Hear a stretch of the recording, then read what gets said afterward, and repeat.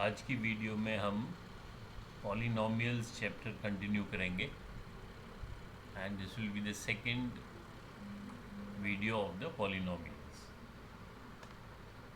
तो इसमें हम सबसे पहले देखते हैं value of a polynomial. Value of a polynomial, किसी पॉलिनोमियल का वैल्यू फाइंड करना है आपको, ठीक है। और वैल्यू कहाँ पे फाइंड करना है? At x equal to some value.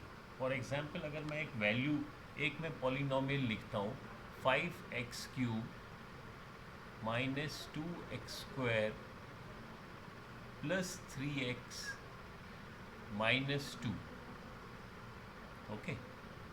और मैं कहता हूँ find the value of this polynomial at x equal to 1। तो x का अगर वैल्यू 1 होगा, उस वेरिएबल का जब 1 वैल्यू होगा तो इस पॉलिनोमियल का क्या वैल्यू होगा? तो इसको हम इस पूरे पॉलिनोमियल का हम नाम लिख लेते हैं। क्या नाम लिखते हैं? px। p stands for polynomial, bracket में x लिखते हैं क्योंकि x वेरिएबल है। तो ये पॉलिनोमियल px जो है इसके बराबर है। So this is your polynomial. इसका हमें वैल्यू फाइंड करना है एट x इक्वल टू 1। ये समझना है, एट मतलब x की अगर 1 वैल्यू होगी तो px की क्या वैल्यू होगी। ये तो बहुत इजी है। आप इसमें x को 1 सब्स्टिट्यूट करो, so this will be 5। x is your 1, so 1 raise to power 3 minus 2 again 1 raised to power 2 plus 3 multiplied by 1 minus 2। तो इसको जब आप सॉल्व करोगे 1 रेज टू पावर 3 क्या होता है? 1, और 1 को 5 से मल्टीप्लाई किया तो ये तो 5 बन गया। अब 1 रेज टू पावर 2 फिर से 1 ही रहेगा। 2 से मल्टीप्लाई किया माइनस 2 प्लस 3 माइनस 2, तो ये कितना आया? ये हुआ 4। 5 और 3 8, 8 में से 4 पॉजिटिव 4। सो हम कह सकते हैं जो px है उसको अब मैं p1 लिखता हूँ क्योंकि at x equal to 1, so I can write p1 is equal to 4। So ऐसे लिखने से हमें क्या पता चला कि जो पॉलिनोमियल px था उसका value at x equal to 1 is 4। So मैंने इसको p1 लिख दिया और इसका वैल्यू मैंने 4 लिख दिया। ऐसे कुछ भी हो सकता है, जैसे अगर मैं आपको कहूँगा okay find the value of same polynomial, इसी पॉलिनोमियल का you have to find the value at x equal to -1, तो आप x की जगह -1 लिखोगे और पॉलिनोमियल फाइंड करोगे।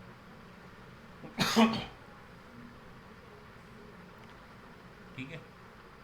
अब एक पॉलिनोमियल मैं लिखता हूँ px।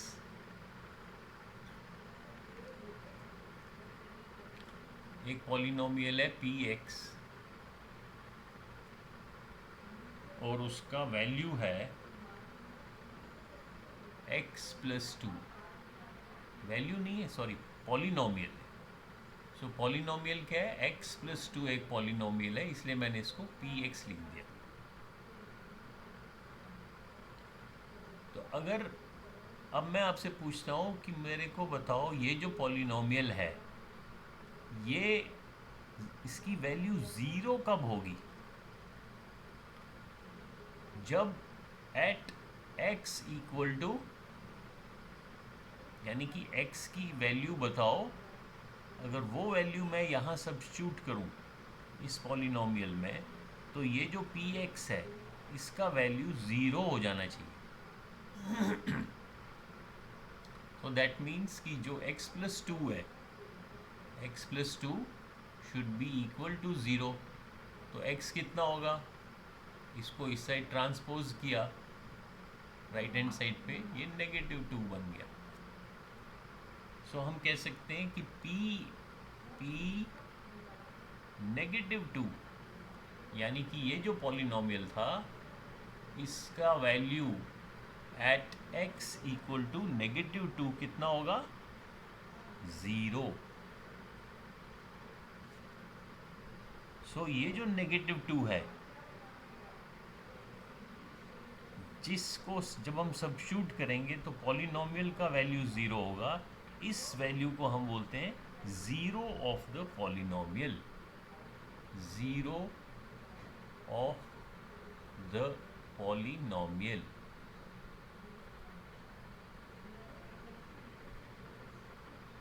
सो हम कह सकते हैं इस केस में हम कह सकते हैं -2, क्योंकि -2 था, -2 is zero of the polynomial. कौन सा polynomial? This one,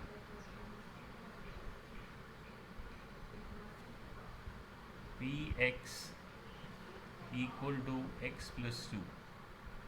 basically px तो उसका केवल नाम है। तो जो ये वाला पॉलिनोमियल है x प्लस 2, इसका ज़ीरो ऑफ द पॉलिनोमियल क्या है? -2।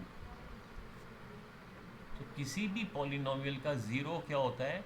वो वैल्यू होती है x की जिस पे पूरा पॉलिनोमियल का वैल्यू 0 बन जाए। इसको हम कहते हैं ज़ीरो ऑफ द पॉलिनोमियल। इसको हम रूट ऑफ पॉलिनोमियल भी कहते हैं, रूट ऑफ पॉलिनोमियल। रूट, ये स्क्वायर रूट से कंफ्यूज नहीं होना, स्क्वायर रूट या वो वाला रूट नहीं है, पॉलिनोमियल। तो जो ज़ीरो ऑफ द पॉलिनोमियल है उसी को हम रूट ऑफ द पॉलिनोमियल कहते हैं। और वो क्या होता है? वो x की वैल्यू होती है जिस पे पूरा पॉलिनोमियल 0 बन जाए। जैसे यहाँ पे zero of this polynomial is -2। आज का ये वीडियो इतना ही है। दो चीज़ें आपने सीखी, ज़ीरो ऑफ द पॉलिनोमियल जिसको हम रूट ऑफ द पॉलिनोमियल भी कहते हैं। ओके।